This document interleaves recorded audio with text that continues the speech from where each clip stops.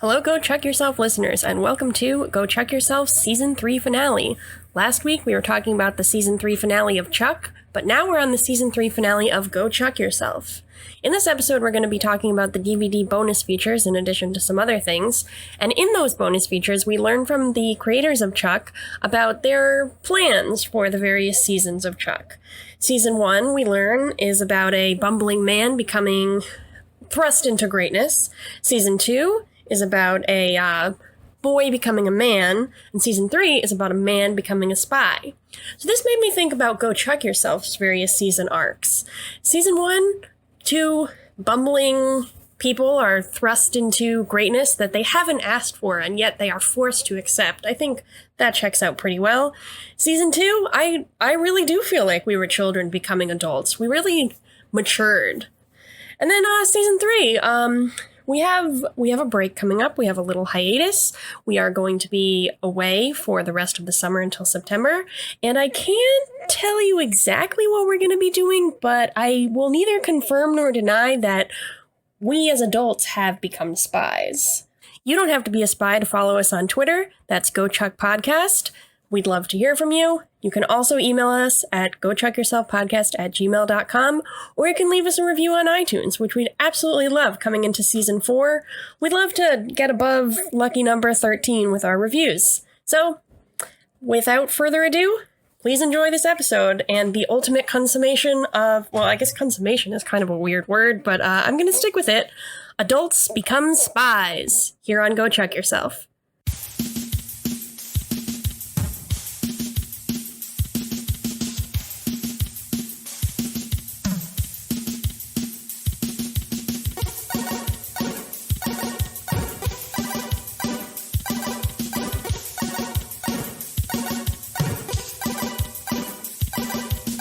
From Emmett to Mary Bartowski and everything in between, this is Go Chuck Yourself, the Season 3 recap special. We're talking everything Season 3, everything you've ever wanted to know about Season 3. Obviously, if you've been following Go Chuck Yourself, you'll know that we've been rewatching and analyzing and discussing Season 3 over these past few months. And now we have finished all of the episodes, so we're ready to look at the big picture.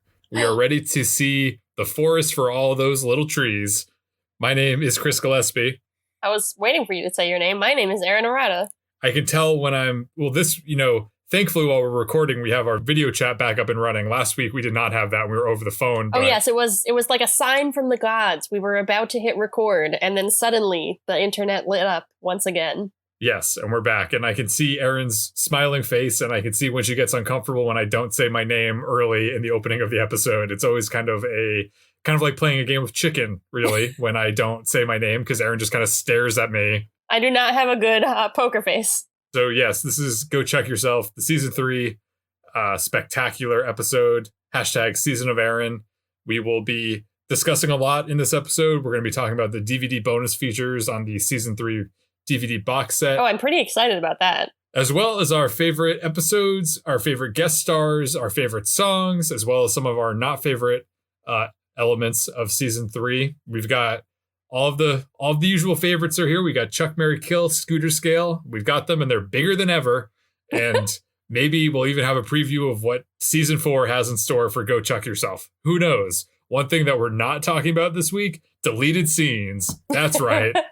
Thank God. For the first time ever in a season finale episode or season recap episode, we will not be talking about deleted scenes because we wove them into the episodes the way. How do you feel about that decision? Do you think it was a good call, bad call? Honestly, one of the best decisions I've ever made in my life. I was stoked to not have to sit down and watch hours of deleted scenes out of context to tell you in this recording, and it just helps understand you better understand the episode when you see the scenes in real time.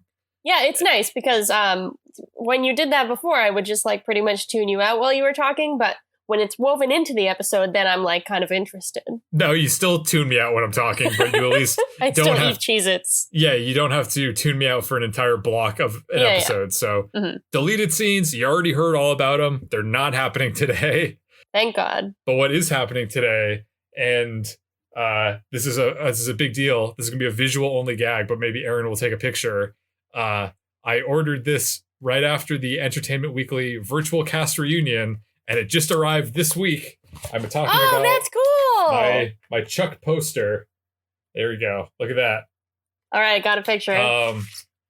So this I literally opened or ordered in April, and because of, I guess, various shipping delays related to current events, it took almost until mid-July for this to arrive. So, but it's really cool. Are you going to frame it? Where are you going to put it? I am going to frame it. It's just for you listening might be familiar with this kind of poster. I saw in one of the DVD bonus features, actually, this poster was featured when the cast was at Comic-Con. But it's the one of, it's like the Chuck movie poster where everyone's on it, and it's cool. And it kind of looks like the Goonies or something. Yeah, it's kind of 80s. Old style, yeah. And Josh Schwartz had a copy of the poster framed when he was doing the virtual table read. So so you're a regular Josh Schwartz now. I guess so. That's the level I'm putting myself on. I'm like, yeah, I'm basically the creator of Chuck. I am one of the creators of Go Chuck Yourself, so it's kind of like the same thing. Same thing. Sometimes I think our Twitter followers or people we engage with on Twitter think that we have more to do with the creation of Chuck than we do. And I'll continue that myth. I will. What they want Thank you. Believe, I always fine. appreciate it when it happens. We have direct influence over what happens with Chuck. Before we started, I wanted to just take a moment and say, I just wanted to recap both for ourselves and the listener everything that has happened in this season 3. Because I know for us, we started recording the season in February. Mm-hmm. And it's now mid-July, so it's been a while. It's been a while. A lot of stuff has happened in Chuck and in the world. So I just wanted to run through a refresher of everything that happened in season 3. And I'm going to take you back, Erin. Are you ready? I'm ready. I feel like you're about to say, here's a few things you should know, or maybe you just forgot. Couldn't have said it better myself. Chuck goes to Prague and is fired from the CIA while he's learning to become a real spy. Emmett is murdered. That happens this season. The Ring thinks that Devin's a spy. They think that he's the Intersect. We meet Shaw. We meet Hannah. We find out that Chuck wants to see the Eiffel Tower and always has. Hannah joins the Buy More. She works there. She and Chuck date. Sarah and Shaw date. Chuck tells Morgan that he's a spy. Chuck tells Sarah that he loves her. Chuck both fails and passes his red test of killing someone. Casey finds out that he has a daughter named Alex. Shaw finds out that Sarah killed his late wife and brings Sarah to Paris to try to kill her. Chuck seemingly kills Shaw in Paris by shooting him. Chuck and Sarah get together officially and have a European locomotive sex vacation. Ellie and Devin go to Africa for Doctors Without Borders, and Devin is poisoned / gets malaria. The Intersect starts to corrode Chuck's brain. Ellie is tricked by this Ring agent named Justin into working with the Ring. Shaw is brought back to life by the Ring and downloads the Intersect himself. Shaw tries to discredit Chuck, Sarah, Casey, and Beckman and gets them kicked out of the CIA. Shaw kills Steven, Chuck and Ellie's father. Chuck comes clean to Ellie about his spy life. Chuck fights and ultimately defeats Shaw in a showdown. Morgan and Alex exchange phone numbers and are perhaps getting together. And the Buy More is destroyed in a massive explosion. Wow, it's really, when you lay it all out like that, a lot did happen this season. And now, Erin, I know you've been dying to hear about the DVD bonus features, which I have, yes. There are mercifully only few this time around. Okay. So what were they? We have the typical kind of behind the scenes cast retrospective, where there's talking heads and people reflecting on season 3 and the show as a whole. Okay. It's called Chuck Fu and Dim Sum. Okay. That's what it's called. Tasteful title. So we talked to the main players of the cast. We talked to the creators, talked to some of the producers, writers. I jotted down some of the things that I thought were interesting about it. They were speculating about, why Chuck was so successful. They really think that it's, Zachary Levi was saying that it's a truly multi-genre kind of program that is action, comedy, romance, drama, sci-fi, and they really blend all of that, and that blend is not usually done on TV. And then they were talking about how everybody can and wants to see themselves in Chuck because he's a regular guy and he's lovable and bumbling, but tries to rise to greatness, and they feel like people can really connect to that or want to connect to that. Mm-hmm. They talk about the evolution that the show experienced in season 1 and how they made the conscious choice to evolve the show based off of what was working narratively and what fans were responding to. So rather than having like this kind of big overarching game plan from the beginning, they kind of have adapted every season to like make things work based off of That's what really is succeeding. interesting. Mm-hmm. The kind of a note from the writers' room was kind of interesting is that some of the writers on the staff were really taking this multi-genre approach to heart. Like some of the writers really were like the sci-fi writers, and some writers were like really into the romance stuff between Chuck and Sarah. Others were into the Buy More and Jeff and Lester. So they kind of had all those different voices being merged into one. That's really interesting. Had a section called Chuck versus the Recap in this larger Sounds like what we're doing here. Kind of. And I think it might have been Josh Schwartz that was outlining the season or the series thus far. And they said that season 1 they really viewed as this reluctant, bumbling non-hero becoming a hero was kind of the thesis of season 1. The thesis of season 2 was boy becomes man, where okay. Chuck is trying to mature. And then season 3, the thesis was man becomes spy. Okay. I see that. Which I think is interesting because they were talking about how Chuck initially, like really in the first 2 seasons, wants to get out of the spy world and wants to get the intersect out of his head. But season 3 is all about him embracing it and wanting to have it and taking on that responsibility. And they felt that season 3, incorporating that into season 3 would really re-energize the show and propel it into the future rather than Chuck always being like, I don't want to do this, but now he wants to. So they feel like more stories are open up. I think that's really cool. I really like looking at it that way. Yeah, I thought that was a good way, and I feel like they succeed in doing that. They had said that they wanted to teach Chuck Kung Fu since the end of season 1, but they didn't feel like they could pull it off, so they were happy to finally incorporate it into season 3. And they obviously have a very talented team behind the action scenes and the stunts and all that stuff, and they always felt like they were pleased with how they were able to take all these kind of action movie tropes, like sneaking through a hall with lasers or fight scenes or different things like that, and putting a Chuck spin on them, which I feel like is true for all the seasons. And absolutely, they were praising Zachary Levi as a performer because they say that he has the DNA of an action star, but can still play a bumbling nerd. So that allows him to pull off the multifaceted kind of character of Chuck, who is both. Sounds like Chuck and Shazam. Exactly. He's got a skill set. Yeah. A very particular set of skills, and that set of skills pertains to playing heroes and also dorky guys, I guess. Yeah. This was an interesting term, which I thought we discussed, but we never really labeled it. They referred to the addition of Shaw and Hannah this season as the love trapezoid. Okay. Rather than a love triangle. I see. Yep. And they talked about that for a little bit, and Yvonne had said that it was fulfilling as an actor to have the character's relationship grow and evolve, because she knew that the tension, like the sexual chemistry and the tension, is what people liked watching, but being able to actually take a character and go through that whole arc, I guess, was very gratifying for her. Adam Baldwin they didn't really talk about Casey too much, but they kind of talked about how this season their goal was to humanize Casey and turn him from like this inhuman killing machine to a family man. Yeah. And that Adam Baldwin had basically said, like, I don't really write like Casey. I don't have any say over the lines. I just grunt it, referring to all of the grunts that he does as Casey.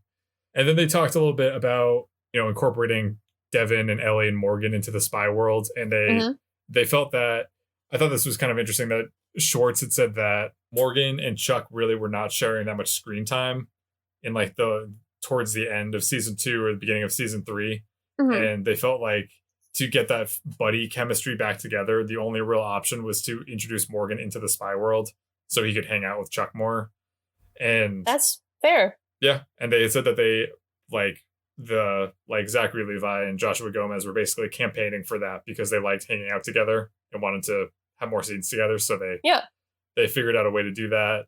Ryan McPartlin talked a little bit about how Devin starts out wanting to be a part of the spy world, but then realizes that he wants nothing to do with the spy world, which I thought was funny because I had almost forgotten about Devin wanting to be involved in the spy world, which he was. Yeah. But by the end of the season, he's just kind of like, get me out of here. Yeah, get me the hell out of this.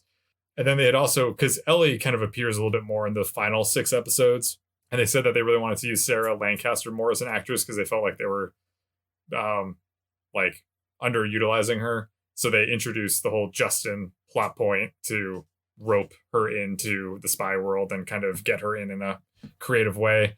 And then Sarah Lancaster was saying that she had a blast doing those last few episodes since Ellie gets to do so much. And she specifically highlighted getting to hit Adam Baldwin with a frying pan as something that she loved doing. So I thought that was cute. Yeah, I'm sure that was very fun.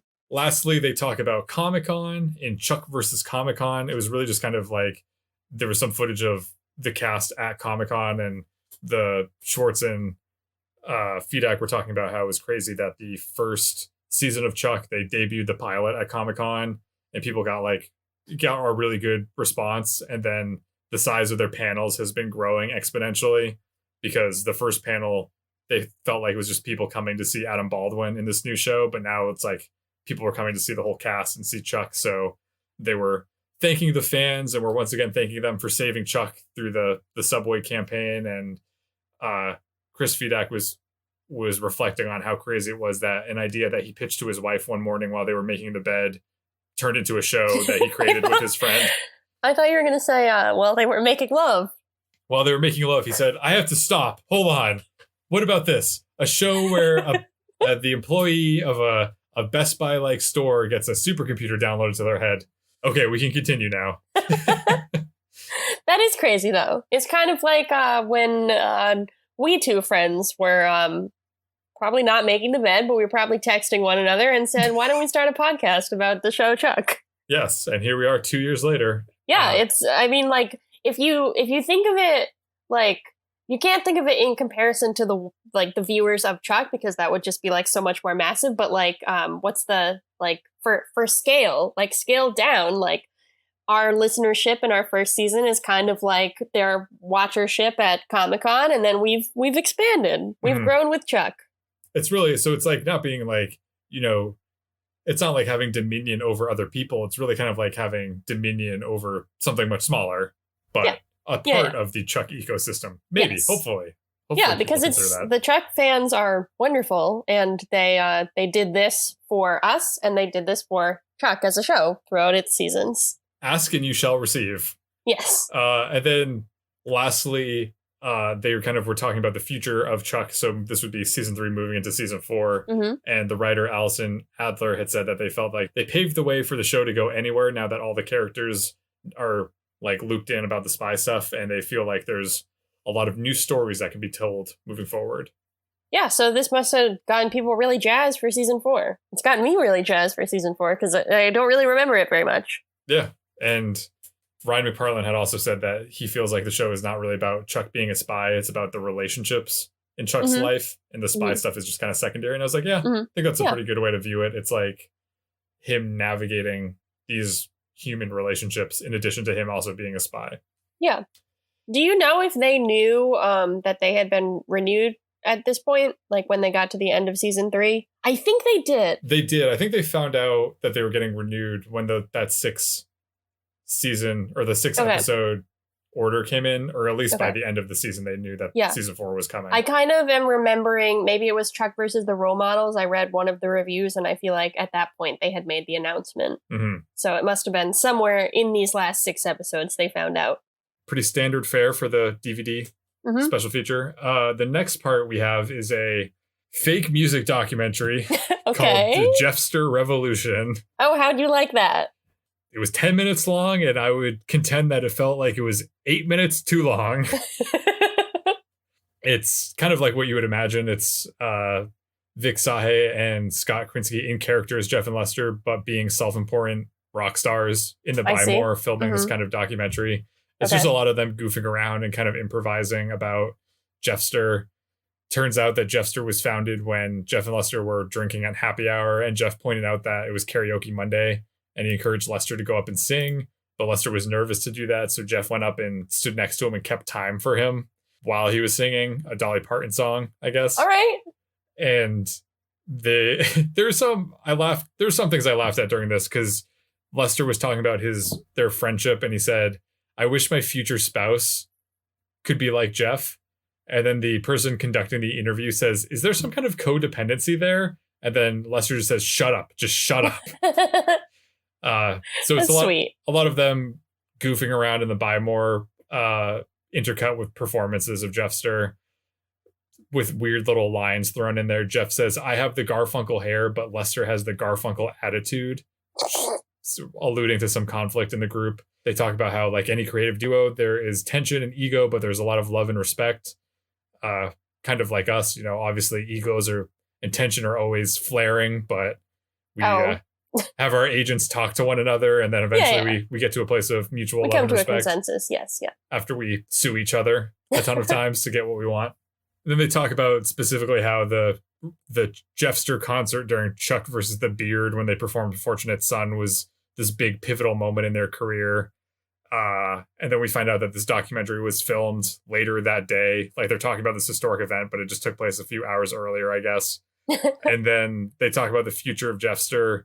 Jeff suggests doing a mall tour like Tiffany, but then Lester says, we've modeled some of what we do on Tiffany, but we cannot model everything on Tiffany. And the closing credits reveal that the documentary was written, directed, and edited by Lester. That's cute. I can see how that would be a little long, but it does sound cute and entertaining. It seems like in line with some of the previous season's bonus segments. Yeah, it was a little bit. It felt like they obviously had a little bit less budget, I feel like, for these bonus things this time around, which I think is fine. I thought it was kind of disappointing that there's no like commentary ever, like on the episodes. Like an episode would play with commentary tracks. That would be really cool. Do you think that comes up in like season 4? Maybe.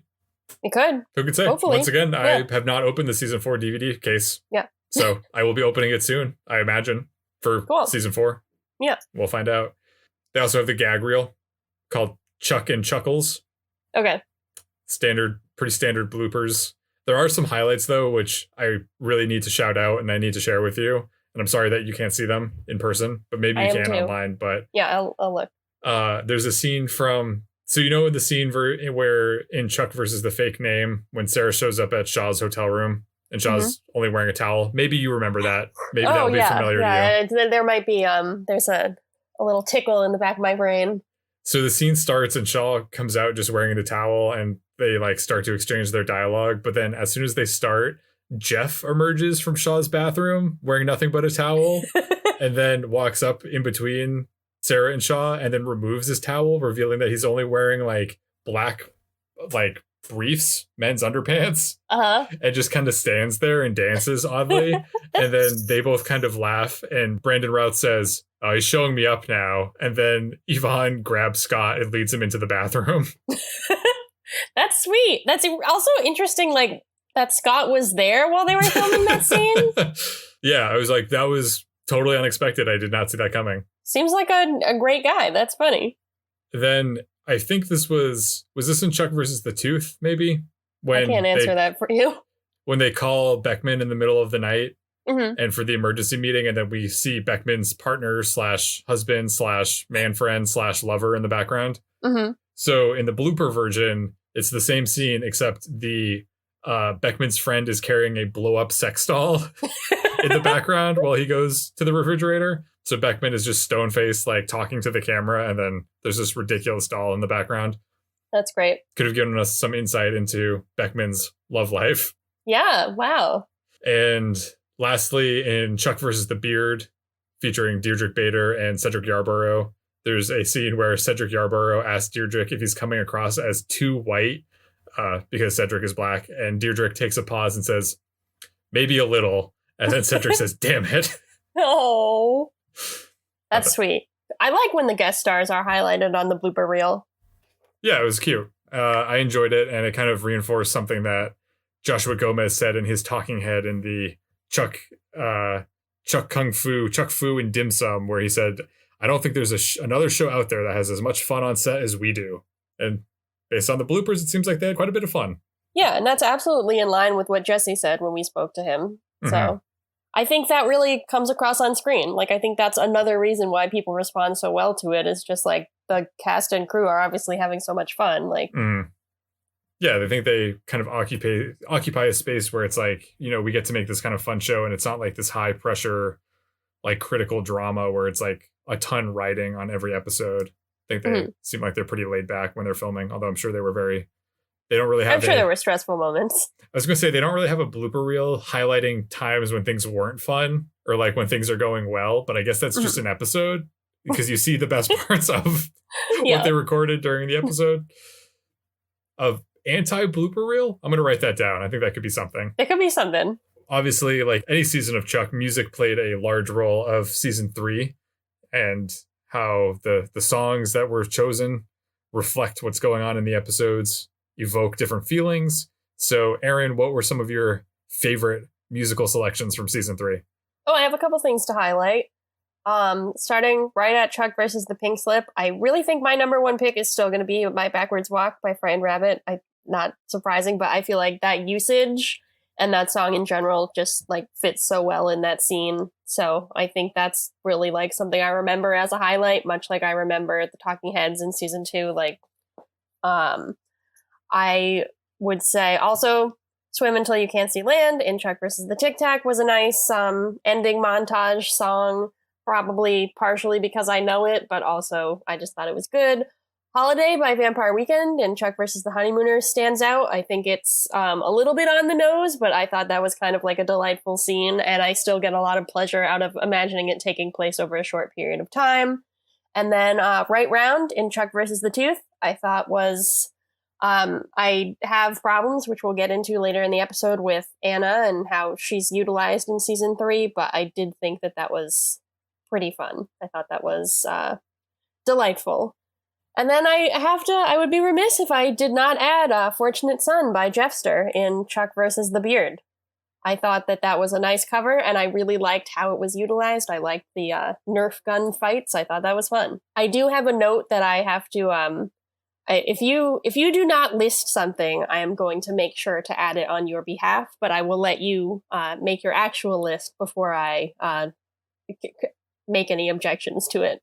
All right. So with that being said, I also have to say, like, honorable mention wise, I would say the Frightened Rabbit songs, because it's like, how do you think of season 3 without thinking of those two Frightened Rabbit songs, which, of course, I went back after watching these episodes and got myself some Frightened Rabbit albums and have been trying to familiarize myself with more of their music, and I will always associate it with Chuck.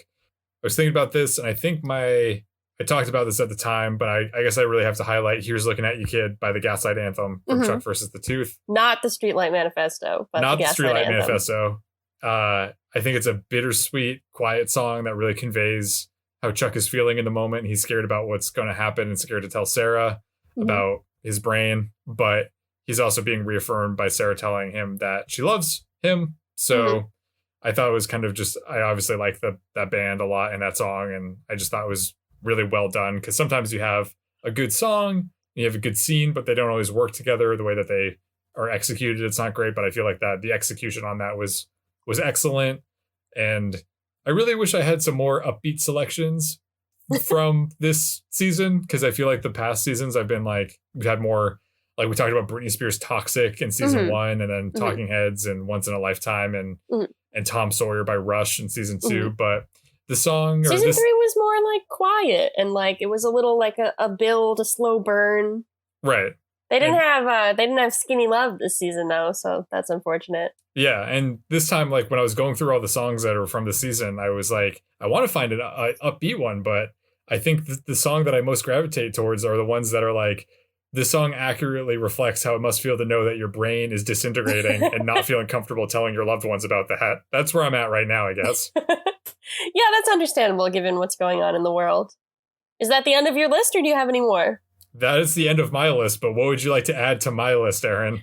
Chris would really like to highlight the song Leaving on a Jet Plane by Jeffster, which was a very important moment for him. He believes that Jeffster Unplugged / acoustic is great, and he would listen to it on his own time, even if not watching Chuck. I don't know if I would say it's great. I would say that I entered the situation having very low expectations, and my expectations were, I ended up having a better time than my low expectations. So better than expected. I don't know if I would say it's great, but sure, it that was exceeds expectations. Exceeds expectations, and maybe those expectations were low, but sure, yeah, that was an important musical moment for me this season as well. Okay, good. I'm glad we added it in. Speaking of things that get added in, there were quite a few guest stars this season throughout all of these episodes of Chuck. Erin, who do you think had the best guest spot turn? So we will get more into this. Brandon Routh technically counts as a special guest star, and I just did want to list him. I know he's more of a main guest character, but I think that at least in the front half of the season, I thought that he was great. He did a good job. Liked seeing him in a towel, just in general. Gonna highlight Stone Cold Steve Austin. Liked seeing him. Especially hearing Jesse Hyman talk about getting to meet him and how exciting that was for the cast and crew. Just he gets a special shout out. And then maybe my number one choice, I unfortunately do not know her real name, but Sasha the Tiger, whichever lovely tigress actress played that role, she was great, and I really hope she's still alive and maybe still acting. She was my favorite guest spot. I will have to agree 100%. Erin had texted me before this episode and said, I think we're going to be on the same page about this. And I was like, I don't know. Mine's going to be kind of weird. And my favorite guest spot was also Sasha the Tiger. Oh, well, when I said that, I thought that you were also going to say Stone Cold Steve Austin. Well, I also wrote that down. I said, and good. Also in case she says it's a human, it will be Stone Cold Steve Austin. Which I'm glad we're on the same page here. Once again, I think Stone Cold Steve Austin's performance was really bad, but it brought me a lot of pleasure through how bad it was. And Sasha's performance was really good and brought us a lot of pleasure. So, of course, she's going to be number one. She's going to be number one. She's a great actress. How often do you see a live tiger in Chuck? You don't. Exactly. It was great. Yeah, she ran after Morgan. That was good. That's something we've all wanted to take a swipe at him every once in a while. So yeah, absolutely. She destroyed that walk-in closet, and who hasn't wanted to punch through the door of a walk-in closet? Am I right? Of course. I haven't, but maybe you have. Maybe someone out there has. Any thoughts on underutilized guest spots this season? I stand by what I said a couple episodes ago. I think Fred Willard and Swoozie Kurtz don't really have enough to do, especially since they're both very prolific classic actors. And so I enjoyed seeing them on my screen. I thought that they did a good job with what they were given, but I feel like they could have done so much more, either comedically or spy-wise. Mm-hmm. I also want to highlight Robert Patrick in Chuck versus the Tic Tac. That was Casey's former mentor man. Mm-hmm. Kind of like in Chuck versus the Sensei, I feel like this was an interesting concept and worked to humanize Casey, but the actual actor performing that role didn't really have a lot to do. But I did want to note that I recently, like a lot of people, since it was added to Netflix, have been watching Avatar: The Last Airbender. And there is a character who is voiced by Robert Patrick, and I recognized his voice as someone from Chuck, and I couldn't figure out who it was, but it was the commander from Chuck versus the Tic Tac. So those three, great jobs. I think that they did good with what they were given, but I did not think they were given enough to do and could have been utilized a little better. Yeah. I highlighted the actor Christopher Lloyd in his turn as the actor Christopher Lloyd in Chuck. Oh, that's fair. I feel like I thought it would have been interesting if he was in multiple episodes, because I feel like the episode starts off and he's in it and he's like, Chuck talks to him for 30 seconds and he's like, "You're dying." And then Chuck's like, "What?" And then Chuck gets sent to the mental facility, and then Christopher Lloyd comes back at the end and saves him from the facility, sort of, but then has another meeting with Chuck, and then he's like, "Chuck, you're dying." And I was like, this really could have been really anyone. He's really just kind of stone faced the entire time. And it seems like something that was nice promotional material for them to be like, oh, Christopher Lloyd is going to be on Chuck, and probably some magazines wrote about it, or Entertainment Weekly wrote a piece or something. And other than that, it wasn't really a huge deal within the actual episode. Mm-hmm. I'm sure it cost a lot of money to have Christopher Lloyd for multiple episodes, but that would have been really cool if he was if there was a recurring bit of Chuck's therapist. Yeah, I thought to just have him be in 2 episodes would have at least given it because I just felt like it was such a, it was, I guess it's really more tied into how that particular episode's arc anyways, with like, introduce like, Chuck, you're going crazy. And then I'm like, oh, you're not crazy. Yeah, you're crazy. No, you're not crazy. Yeah, you're crazy. Your brain is, is dying. So yes. So that was my thought. So now we're going to talk about our favorite episode of the season. There were a lot of great episodes this season. There were a couple that we rated a little less highly. But looking back on it, Chris, what do you think your favorite episode or episodes are? The way that I think of this is that there is, if you look at the Scooter Scale report based off of how we've rated everything over the course of the season, you'll see that there's a definitive favorite for the both of us, which we'll talk about in a second. Okay. So I didn't want to pick that one just because I felt like it was kind of spoken for already. So I went to the next two, which I had organically thought of when I was going through the season, like thinking back to it and looking at our notes and everything. And then I checked at the Scooter Scale and I saw that we had also rated it basically as high as you can go without giving it a 5. So I would like to say that my favorite episodes of the season, which I still think fondly of, are Chuck versus the Angel de la Muerte, and then Chuck versus the fake name.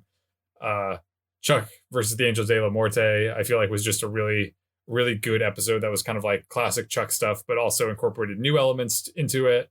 And Chuck versus the fake name, there was a lot of action and then also drama and character development that happened that was all really huge and I thought handled really well.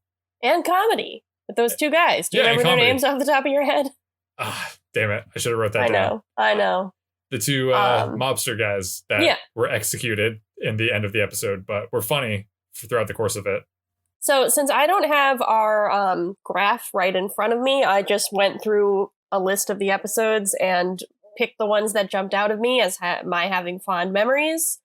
I'm just going to list them in order of when the episodes were, but Chuck versus the Beard, I really enjoy my memories of. I don't remember what I rated it, but I really enjoyed watching the cast reunion. I also really enjoyed just that episode. I think introducing, like, Morgan is one of the first to be brought into the spy world, and I thought that was really engaging to see.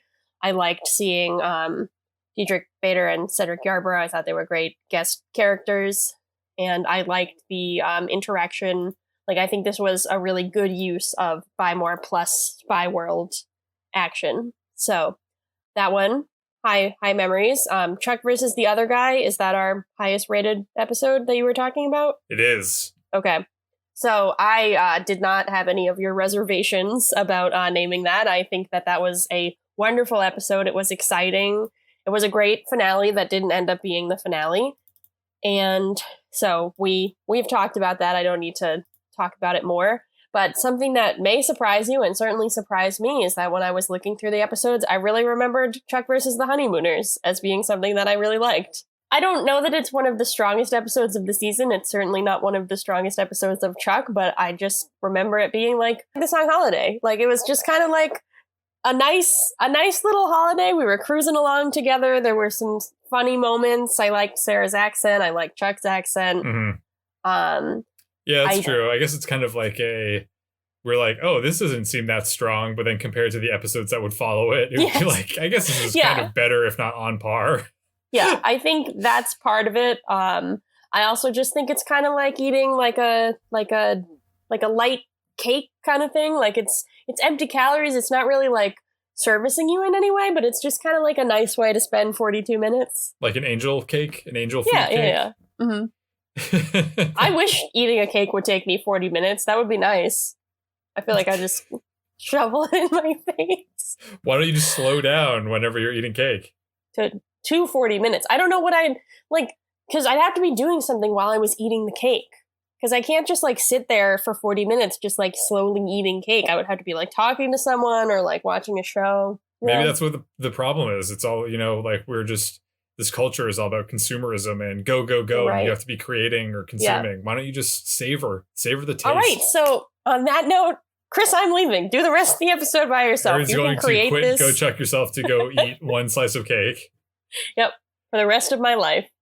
I think your selections are very good. I think Chuck versus the Beard is an excellent episode as well. Yes, I agree. So we can move that into, unlike underutilized guest spot, I'm not really going to use any nice language here. I'm just going to say least favorite episode. What do you think? For me, in my least favorite episode, I basically did this because I was like, I just looked at the list of all the episodes and I said, which one of these stands out to me that I'm like, this is my least favorite episode, just going for my gut. And my gut reaction is that my least favorite episode is Chuck versus the Nacho Sampler. You hated that one. I really hated that one. And it's episode 6 of season 3.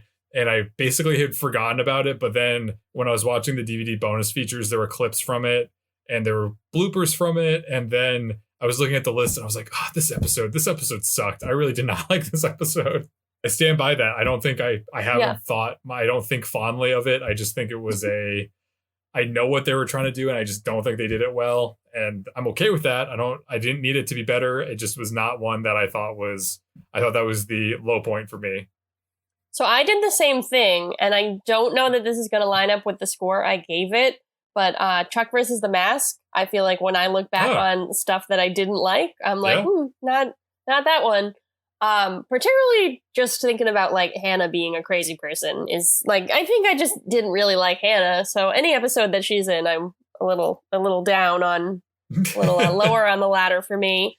Also, I think Chuck versus the Tic Tac, although it did introduce some cool stuff for Casey, I feel like the actual stuff, the actual plot of the episode was a little weak for this season, the season of Erin. And then I would be remiss if I did not include any of the latter episodes. So of those, I would say my least favorite is probably Chuck versus the Tooth, just because so much more could have been done with the actor Christopher Lloyd and with Chuck potentially losing his mind from the intersect and the mental health facility and everything. Like, so much more could have been done there. And the episode itself was actually just pretty middling. I agree that I think like Chuck versus the Tooth is definitely one of the, it's like, because with Chuck versus the Nacho Sampler, like I'm like, I enjoy how much I dislike it, but with Chuck versus the Tooth, I'm just kind of like sad, like I'm just disappointed because I'm like, oh, that was kind of a letdown. Yeah. But I feel more comfortable antagonizing Chuck versus the Nacho Sampler. That's fine. And I think, frankly, we'd both be remiss if we didn't give a special shout out to Chuck versus First Class, which is either, once again, the best episode of Chuck or the worst episode of Chuck. And it might be both. I'm fascinated think so, by simultaneously. It's like the, that thought experiment. Whose cat is in the box? Schrodinger's cat? Schrodinger, yeah. That's the episode where it's like, is this a great episode of Chuck or is this a terrible episode of Chuck? It's both and neither. Yes. Thank you, Chuck versus First Class. Thank you, Chuck versus First Class.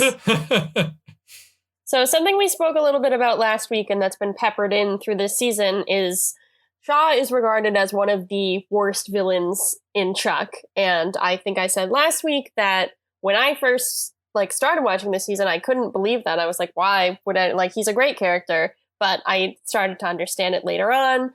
I also, this was the season of The Ring, that I believe that the Ring in its full proper state was the main enemy of the season. So I wanted to talk about Shaw and then The Ring. What did we feel about them now that both of them are presumably out of the picture, at least for a little while? Mm-hmm. With Shaw, I have generally positive feelings of Shaw as a protagonist turned antagonist. I maintain that that's okay.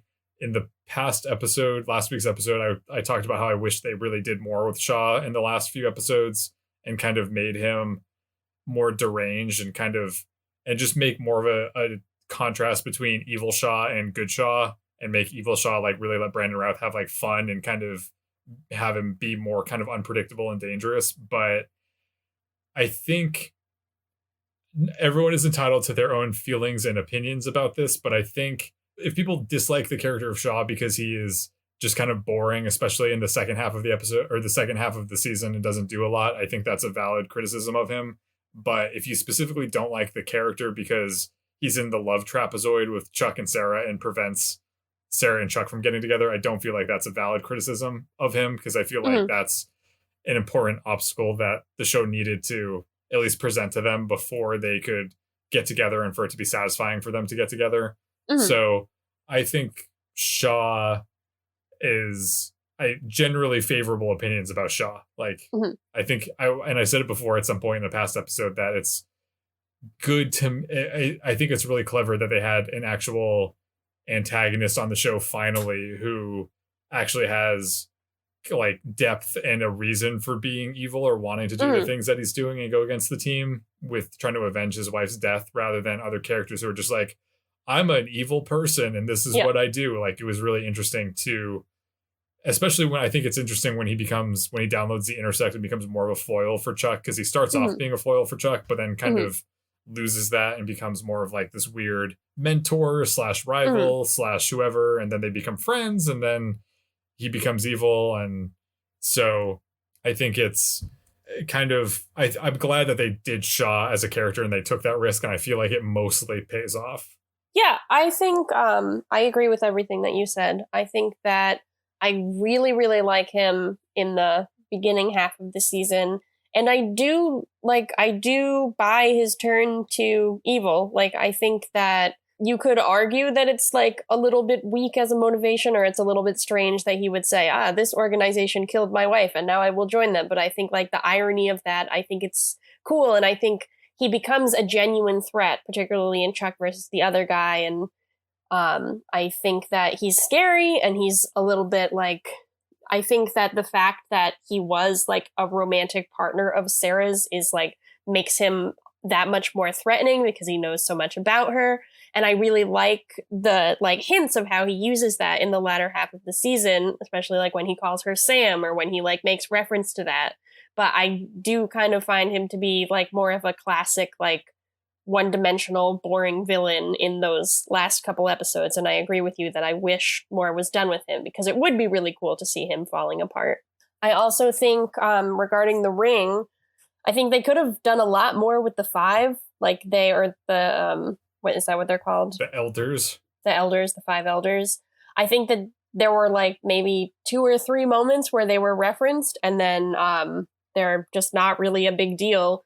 And I thought that, like, especially seeing this room where they're like shadowy figures and they like shoot a man, like I thought they would be a much bigger threat. I thought they would come up, and really just at the end they're just like these business professionals who are ushered away. And like there is a way to do that where it's just like, we think this is so threatening, but then in the end it's actually just like these like 5 people in suits. But I think that to make that work, we needed to see a little bit more of them. And also, I still don't really understand what the ring is. They're just bad. I don't know. It's like so the ring is like is a cell, is a secret part of the CIA that's trying to push through some kind of evil agenda of world dominating, but it's never really that defined, and it's kind of like similar to Fulcrum in the past season, where it's just like, we're just a bad faceless entity, and you're like, what exactly do you do? And you're like, and I don't bad things. We want an intersect. I don't really know why they're worse than Fulcrum, because like in the last season they were like, Fulcrum was just the tip of the iceberg. The ring is the bad thing. And then like the ring is just kind of like, yeah, that's them. They're doing bad stuff. Mm-hmm. Yes. And I know, like, I know that this is hard to do, and like there's a lot more to this season of Chuck than like just the bad organization that they're fighting against, and it like serves its purpose, but it could have been a little bit expanded a little more, especially with regard to like who is involved, I guess. Like, because we had like the director who gets captured in Chuck versus the other guy. Mm-hmm. But he's not really the director because there's also the 5 elders, but who are they? So there's just a lot. Why were they at that conference? Like, why did they leave their whatever? Like, I don't know. Yeah, I almost wonder too if it kind of is just something that's a byproduct of how the show is so multi-genre and is juggling different things, where it's like, if you really had legitimately evil, despicable characters, would that be kind of too dark for the rest of the tone of the show? Like, I feel like you almost need this kind of boogeyman in the background where like, we're kind of evil, but you don't know why, you just want to stop us, is kind of the middle ground between. That's fair enough. Yeah. And they are riffing on like the spy genre does have that. Like, that is like, I don't know James Bond, but like that's in this kind of thing, and there's just like a nefarious organization they have to stop. Like we understand that as viewers, so it doesn't have to be, but it could be. And I stand by what I said about Shaw. He could have been better in those last couple episodes. So talking about the, our favorite episodes, our least favorite episodes, these are kind of just, they're obviously opinions, but they're also not the hard facts, the data. They're not on the record. This is all off the record. What is the definitive record is the Scooter scale, of course. Using your own autonomy and free will, what would you rate the season using the Scooter scale? I really enjoyed the season. This was the season of Erin, so of course I'm going to give it a high ranking. I think that there were some really, really high highs, and there were some, even the episodes that were not as good were fun. Chuck versus First Class comes immediately to mind. Like, that's something that I remember, even though I didn't like everything about it. I enjoyed watching it. I think there were a lot of episodes with that kind of vibe this season. I think that the overall arc, the overall Chuck becoming a spy, I think that the creators are absolutely right that this is, there's a lot of ground to cover with. Now Chuck is no longer refusing the call. He's accepting the call, and he is motivated by the call. And also the Chuck and Sarah stuff, Sarah and Shaw, Chuck and Hannah, not so much, but like still fine. I think all those things were interesting. There were some problems in the last 6 episodes. We can get into exactly what that was a little bit later in this episode, but I think that overall it's not perfect. I'm not gonna give it a 5, but I will say 4. It's way better than average. I would agree. I think it's also like, I also wrote down 4. Overall, the season has a lot of really strong moments, but it has some misfires too. But obviously the strong moments and things that we enjoyed outweighed the misfires enough to make it so it's not like, it wasn't a wash where we're both like, oh, I'd give it a 3, like it was equal parts good and bad. It was like, no, the good parts were slightly, higher in volume than the parts that we weren't so keen on. So I think that the arc of the season is really solid, and I think that in a lot of ways it's kind of the pivotal season of the series, because it's just in terms of character development and all the plot development and all the growth that happens, it kind of ends up being the bridge between, the first seasons and then the later seasons. I feel like this is kind of the linchpin to it both. And I recall, obviously, my memory is not great as I'm learning through going through Go Chuck Yourself. I misremember a lot of things about Chuck, but I recalled that season 3 was like the best season, or the most consistent season maybe. And for me, at least when I watched it when I was a teenager, and I feel like this viewing kind of confirms that still, where I'm like, yeah, that was overall pretty solid. Yeah, I agree. Now that we've done the Scooter scale, we're going to flip back. We usually do Chuck, Marry, Kill before the Scooter scale in a normal episode, but this is not a normal episode. No, it is not. It's an abnormal episode. It's an extraordinary episode. So we'll be doing Chuck, Marry, Kill this time around. We're going to be choosing something from the entire season that we'd want to marry, and something from the entire season that we would like to kill. So for my marry, I actually have a couple things. This is going to be a polyamorous marriage. Always good. Unless it's not. Unless it's not consensual. But going off the top of my head, I really, really enjoyed the elevator scene that was Chuck versus the other guy, where Chuck and Sarah are bringing increasing numbers of ring agents into the elevator in their attempt to kidnap the director. I also like how they utilize that when Shaw comes in and makes the turn towards, he pretends to kill everyone, but actually he hasn't. I think that that's really good. I really, really like the plot thread of Ellie thinking that Casey is a strange, drunken man who lives next door to her. I like the various elements of that, with Devin telling the story about how he wet himself in Griffith Park, how Casey reacts to him, or how Ellie reacts to Casey in subsequent episodes. And I think that kind of plays into her when Justin says that Casey is actually a spy. I think that kind of plays into her approach to him, and I think that that's really cool. And then finally, I would be remiss if I did not mention Sasha, who is my favorite guest spot and also my marry. She's a good girl. Truly a very polyamorous marriage. Yes, there's a drunk man, there's a tiger, and there is an elevator. Well, I got very abstract for my marry. Okay, please. I was thinking that I would like to marry the scaled down budget of this season. Okay. Because I think that aside from some potentially questionable uses of green screen, I really don't think the scaled down budget for this season, which was made known during the Save Chuck campaign and that they were going to have less money to work with, I really don't think that it really hindered the show in any way. If anything, I feel like the fewer resources kind of forced the writers and producers to get more creative. And I think they just did a really good job throughout the entire season of doing really good with what they had and making it not really seem like the budget had changed. Obviously, there were times where you're like, they would have done this differently in an earlier season, but the fact that the show is still, around for a third season and happens to have less money, I don't think is that big of a problem, especially not as big as a problem as you might think when you hear that the budget was cut going into season 3. So okay, so that's an interesting marry, but sure, I'll go with it. I was thinking really big picture. I'm looking at the forest. That's good. Yeah, I just kind of picked like a composite of things that I had liked. But my kill is actually more of a big picture thing. Okay. So my kill is I think that this season did a really poor job with the ways it said goodbye to former characters. Immediately, Anna comes to mind. I know we talked about that. I think her send-off was weak and bordering on offensive. It was at least consistent with how she was treated as a whole in the show. But I think that a lot more could have been done with either she shouldn't have been there at all. Her goodbye is just that she ran off on Morgan while they were in Hawaii. Or if she comes back, I wish she had done something cool. Because she was a cool character that they created that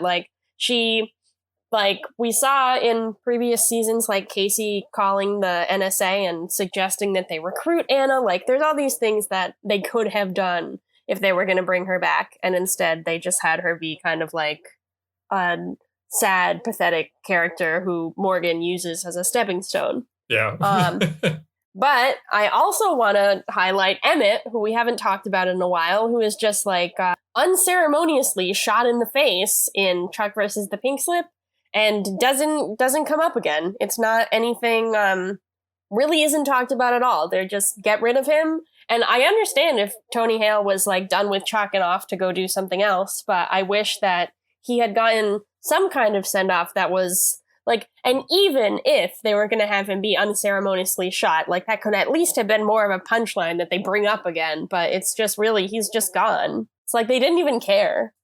Yeah, it is kind of crazy that it's that, Emmett was in season 3. You wouldn't think that, but he was for the first episode. And then I feel like they kind of, obviously it would be, does this take priority over other stuff? Probably not, but they could have had dialogue or references to Emmett throughout the Buy More in season 3 and like referring to him at least. So it's not just like this kind of where he just vanished entirely. And everyone's like, oh, well. I don't know. It just because he's such a major character, and then they just really struck him from the record. Get rid of him. Yeah, I mean, if they did that, like they did that with Big Mike, or if they did that with like they didn't even really do that with Harry Tang. Like at least like Harry Tang is going away is kind of like a joke. Like I don't know that Emmett was handled particularly well. Can I tell you something embarrassing that I just realized? Sure. That I didn't realize until right this second that Harry Tang is a euphemism, it's a sexual innuendo. Is it? Yep. Did you look it up? Nope. My subconscious just made that connection right now. You just know? Yep. I don't care for that. No, I don't either. Okay, well, I'm glad that neither of us realized, but that's upsetting. It is upsetting. It's very upsetting. I'm glad he left the show to go be on Dexter. How did we miss that from the entire first season? How did that not cross my mind? I don't know. Because you're a mature adult, Chris. I'm more surprised that your 14-year-old self didn't make that connection. No, I was very uninformed about most things when I was 14. I absolutely would not have understood that reference. Okay. So other than the fact that Harry Tang is a euphemism, what would you kill about season 3? I agree with everything that you had said. I had a hard time kind of picking something because I feel like, as we were saying, overall, we feel like this is a pretty solid season, and I didn't have too many season-wide bones to pick with this. I was really trying to think of season-wide issues that I That's had. fair. And I just kind of came back to the idea that, like, I think Chuck and Ellie's relationship this season was kind of underserviced. And I appreciate that they were able to reconcile in the final episode and kind of have this Chuck tells Ellie the truth and Ellie is part of the spy world, and they kind of are able to grieve for their father, sort of, and both be there when he dies, kind of. But I just feel like that could have had more weight to it if Chuck at least seemed more considerate of Ellie throughout the rest of the season, because we joked about like how Chuck was so out of touch with her and what was going on with her and Devin throughout a lot of this season that it kind of was like they just didn't. I feel like they really handled the Chuck Ellie relationship a lot better in the first season, and I guess the second season as well. Now that I'm thinking about it, that they really just kind of dropped the ball on that this particular season. Yeah, I think that because like it's so important, like especially in season 1, like it's integral to Chuck's character, like how he relates to Ellie, how he's going to keep things from her, and then it just kind of, I don't know if it got too hard to maintain, but they just kind of like get rid of it, and then it makes Chuck's character feel inconsistent when he's making decisions that don't align with like when he's like, yeah, Sarah and I are just gonna like leave, like my family won't care. Like that's inconsistent and makes like him seem like not as good of a guy. So so now that we've married and killed, we'd like to talk about the overall season 3 just as a whole thing. No, we're not giving it a score. This isn't the Scooter scale. We just want to have like a unstructured conversation. Erin is making me very uncomfortable with all of the gesticulating that she's doing, and I think it's just kind of thinking of season 3 as a whole, how it relates to the past seasons, how it may relate to the future seasons, what it means for the culture of the show, the zeitgeist, the mythos, if you will. Where do we begin, Erin? I think I guess I'll start with just saying, like I said it before, I'll say it again, this was the season of Erin, and I do stand by that. I think this was the season that I have enjoyed the most. I think this is the season that I have related to the most. I don't know if maybe like I like spy stuff more. Like I didn't like Chuck becoming a man as much. I didn't like Chuck like being a bumbling idiot. I just liked Chuck becoming a spy.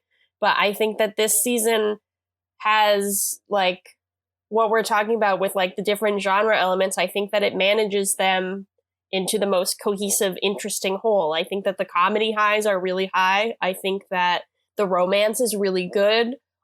Hannah aside, I think that the overall like arc of the season of like Chuck like deciding he wants to be a hero, like as opposed to in past seasons when he's like forced into this, like now he is making an active choice, and that just makes him like a more compelling character to watch. I think seeing Sarah come into her own, like I think it's very interesting that she tells her real name to Shaw and not Chuck. I think it's an interesting choice that Chuck overhears that. I think that Casey's development, I think the introduction of Casey's daughter is interesting, and I think that this season did like the biggest miracle of all in making me like Morgan. Like I did not think that was going to happen, and it did. And I don't think that like there were some kind of like egregious errors this season of potentially offensive material, but there wasn't really any like Jeff and Lester having like a casting call with hot women, and like there were some like small like one-liners that I was like, yeah, I don't like that, but there wasn't really any like big things that were disgusting that immediately come to mind. So I think all of those things make this a really good season. But I think that all of the moments of the season that I like are before those last 6 episodes. I know I texted you earlier in the week that I was feeling a little bit sad about those episodes. I think that I can't entirely fault like the cast, crew, creators of Chuck for what happened, but I think that NBC really put them in a rough position by giving them those episodes, because they had a like very satisfying full season planned out, and then suddenly it cheapens everything to be like, oh, Shaw was actually alive. And I don't know if it's an issue of time. I don't know if it's just an issue of like revising their earlier idea. But it seems like a lot of the problems they introduced in those last 6 episodes, like Chuck being mad that Sarah hasn't said I love you, even though she kind of had said I love you, she just hadn't said the words I love you, is kind of weird. Like the conflict with them moving in together, while it is like kind of believable, it just like it makes it less satisfying that they had this like beautiful moment in their relationship, and then there's like these last 6 episodes where they don't have enough time to really explore like a big issue, so they're just throwing these like little things like, oh, what about our future, what about moving in together, like, and it becomes a little bit annoying that a lot of those issues are like resolved within the episode. Like it's kind of the last 6 episodes just feel like this weird thing. And then I think like the character of Shaw is really like the biggest miss with that like he was genuinely threatening and genuinely interesting as a character. And then in these last 6 episodes, he's just kind of like this like figure that is not really that interesting and is just kind of going through the motions of being the bad guy and is doing what you'd expect a bad guy to do without any of the like Shaw things that we have seen earlier. I'm happy that the show got support from NBC. I'm happy that it got renewed. And I think maybe these last couple episodes and their viewership was a part of that. But I do wish that like we were coming into this having just watched Chuck versus the other guy as the finale, as opposed to Chuck versus the Ring Part 2. Well, this was something that I was thinking, and it's kind of, obviously, it's impossible to really know either way or whatever, but just kind of as like a thought experiment. Like, say season 3 does end with Chuck versus the other guy. Where do you think season 4 would pick up, or what the arc of season 4 would be? Did they drag out? Would they really expand upon basically the last 6 episodes and just kind of make them turn those arcs into a full season? Or do you think it would be like they would do half a season with those arcs, or they would do 13 episodes with the kind of arc of Sarah and Chuck learning how to be in a relationship of, you know, maybe Shaw is back, maybe Steven is back, whoever. Like, because I think I'm like, well, obviously those last 6 episodes could have been stronger, but at the same time, is it better that they were tacked on to the end of season 3 rather than creating maybe a subpar season 4? I don't really know. But then again, I don't know what season 4 is like right now, so I have no clue. I think that's fair enough. I think that if what I would probably want to see is season 4 starts like past them like getting, as opposed to like them getting off a plane from Paris, like it starts like 6 months later of like Chuck and Sarah are living together and like kind of those issues have been ironed out. And then we go into like Steven comes back and maybe like he tells them about the mom or like whatever, like but I totally see what you're saying. And I think like it seems like them like killing off Steven and introducing Chuck's mom was a plan that they had. So if that happened at the beginning of a season rather than the end, that might be a little like, it's possible to do that, but it also might be a little like weird if just in the premiere of season 4, like Steven is shot and is like, you have a mom. And then like, it would be kind of like them shooting Emmett. So there's no way to know. There's ways it could be better. There's ways it could be worse. I'll reserve my judgment until I see season 4 to see if it's like good enough to like make it worth it. But I see what you're saying. Because I think like, at least in terms of the intersect melting down, I think that could have been interesting as like a full season. Yes, arc, I absolutely agree. If they had more time to let that breathe and kind of, it could have been more impactful. But with it being kind of shoehorned in at the last second, it kind of felt like it was kind of rushed. And but yeah, it could have been. But at the same time, like, I don't think that if they really wanted to kill Steven, to open the season 4 and be like, here's Steven, and be like, hey guys, and then immediately dies, wouldn't have really worked. So but that's not how it was, so doesn't matter. Just something interesting to think about. I thought that I was looking at the ratings for this episode or the season, and the season, over the course of the season, the ratings went down, like steadily went down the entire time. I was trying to make sense of that because I feel like the show, season 3 I feel like it really is all about the relationships. It's this kind of transitional point.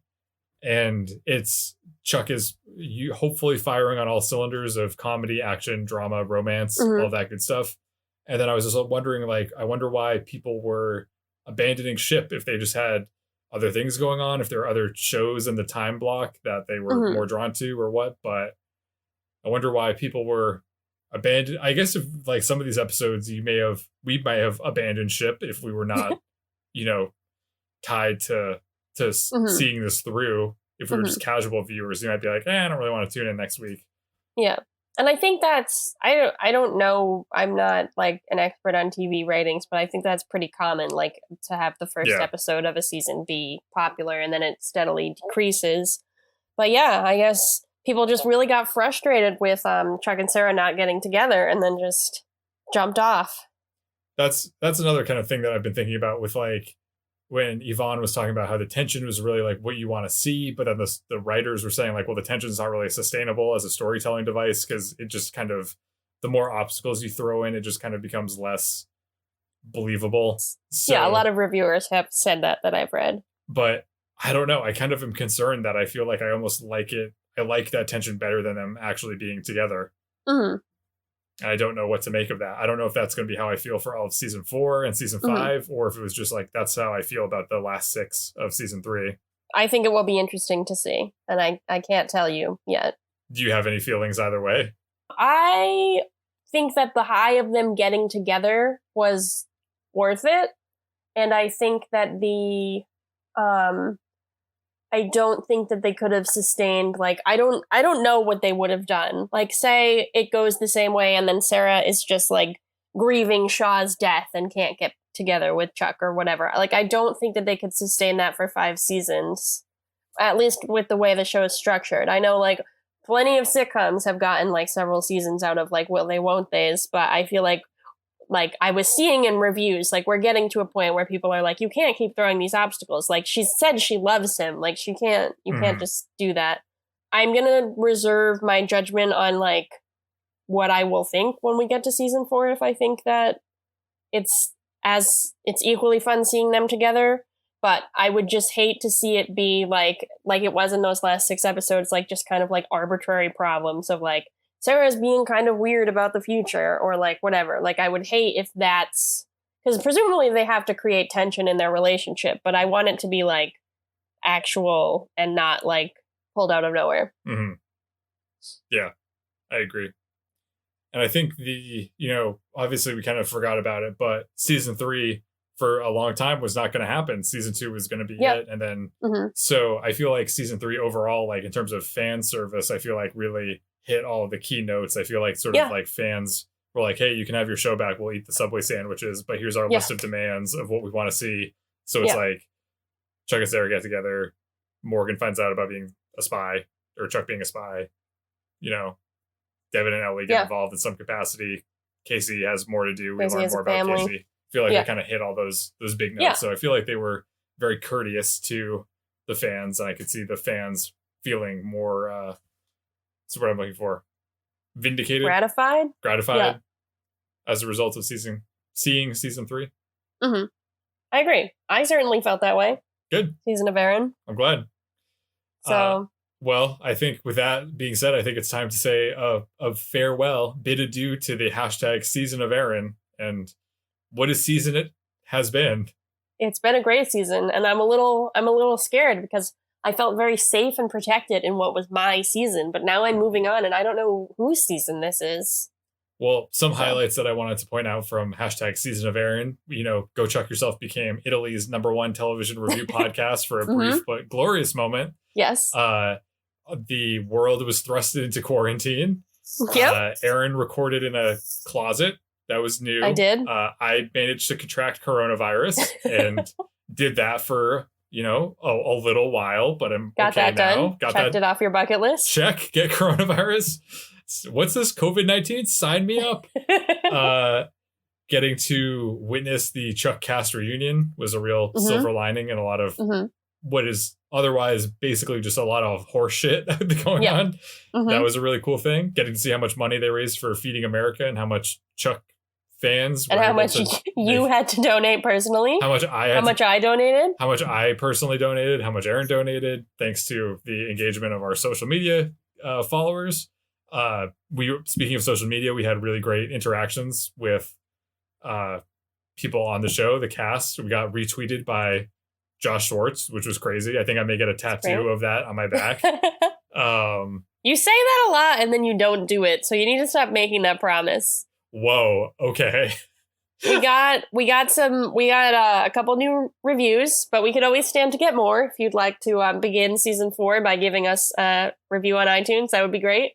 Yes. We're at 13. How can we talk about hashtag Season of Erin Season 3 without our legendary episode of Go Fernando Yourself featuring It was legendary. Jesse Hyman himself.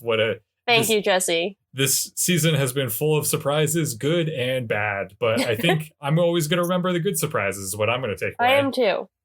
Because in a way, this was the season of Jesse as well. Season of Fernando, season of Jesse, season of Erin. Yeah, he wasn't in a lot of the later episodes, but... Yeah, I'm surprised he wasn't in the Jeffster documentary. I thought you were going to mention him, but you didn't. Nope. There were no Buy More associates in that. It was just them. That's too bad. And we also, over the course of the season, by the time this airs, certainly, we will have both moved apartments. You're going to be in a completely new apartment for season 4. Yeah. Wow, and I'm going to have a desk, which is new. You're going to have a desk? I might be able to stand for one episode. Wow. I'm not going to make any promises. I stopped standing for these episodes a while ago, and it's been awesome. I really enjoyed sitting while recording. It's been good. So, I mean, looking forward, you might be listening to this saying, like, what can I expect? Go Chuck Yourself season 4? And the answer is, I don't know. The specifics We will be here. TBD. The specifics are up in the air. We will be back. We're going to be taking a brief hiatus to enjoy the rest of the summer. So we will be back probably sometime in September. You may maybe on our anniversary, our 2-year anniversary, the Chuck-iversary, because we released our first episode on the the 11th so maybe around then. Probably around then. If I were to speculate, I would feel good about saying that that's probably when we'll be back. But make sure you follow us on Twitter for all of those updates. And that's Go Chuck Yourself. Go Chuck Podcast. That's right. And you can also make sure to subscribe so you don't miss that new episode when it comes out. And just like the show creators themselves were saying that they like to keep evolving the show season to season. I know we are also bent on evolving our show season to season. So hopefully next time you hear from us the next season, we'll have even more surprises, hopefully more good surprises, similar to the good surprises of this year, or this exciting season. Announcements. More exciting announcements. commentaries. Yes. Hopefully I will not get coronavirus again. Hopefully you do not get coronavirus at any point. Yeah, that would be ideal. That would be a bad surprise for season 4, but I hope that that's not the case. So we thank you from the bottom of our hearts for being part of this journey with us. 3 seasons is nothing to laugh about. That's incredible. And you've been with us. So thank you for listening, and thank you for engaging with us and writing to us and tweeting at us. We are always happy to hear from you. And even if you just listen, we're happy about that too. Yes. And if you want to connect with us over while we're not releasing episodes, you can do that obviously on Twitter, like we said, but you can also write to us at GoChuckYourselfPodcast@gmail.com. I haven't said it in a while. GoChuckYourselfPodcast@gmail.com. Yes, that's how you can reach us, and we will respond at some point. We're usually pretty prompt, I would like to say. That's a promise. We will answer you. We will answer. We just may not see it right away, but we Unless will if you're you. Domino's or like one of the spam emails we get, we might not answer you if that's the case. We get a lot of emails from this one congressman in Pennsylvania.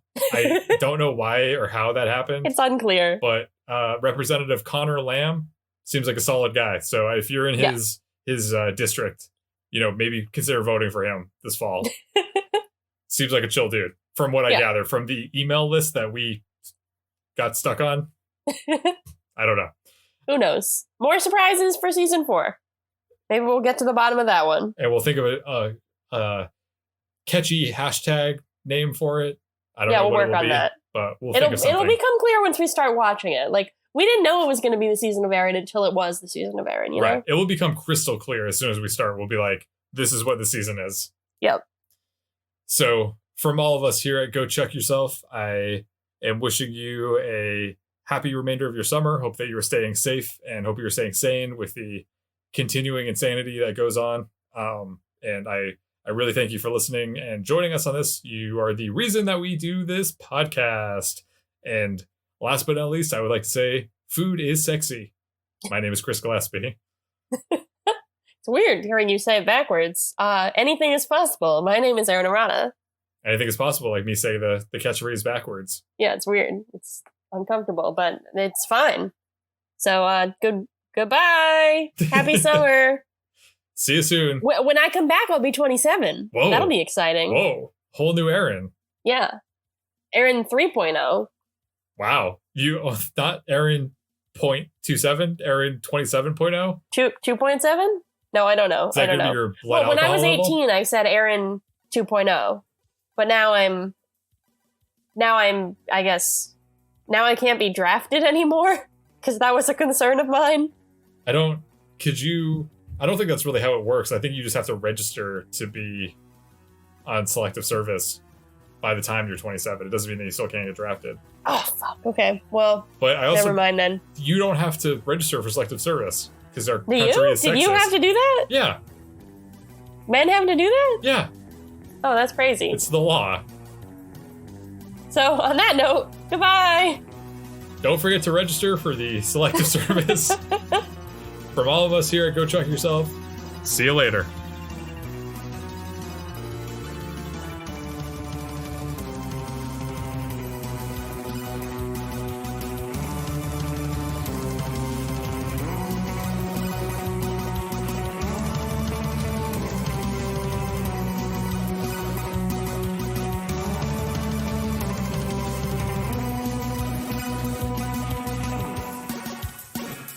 Thanks for listening. As always, a big thanks to the artist Hatakoa and the fine folks at freemusicarchive.org for providing us with our theme song, Warm Up. If you want to drop us a line, you can reach us at GoChuckYourselfPodcast@gmail.com. Don't forget to like and subscribe to Go Chuck Yourself on your preferred podcast platform.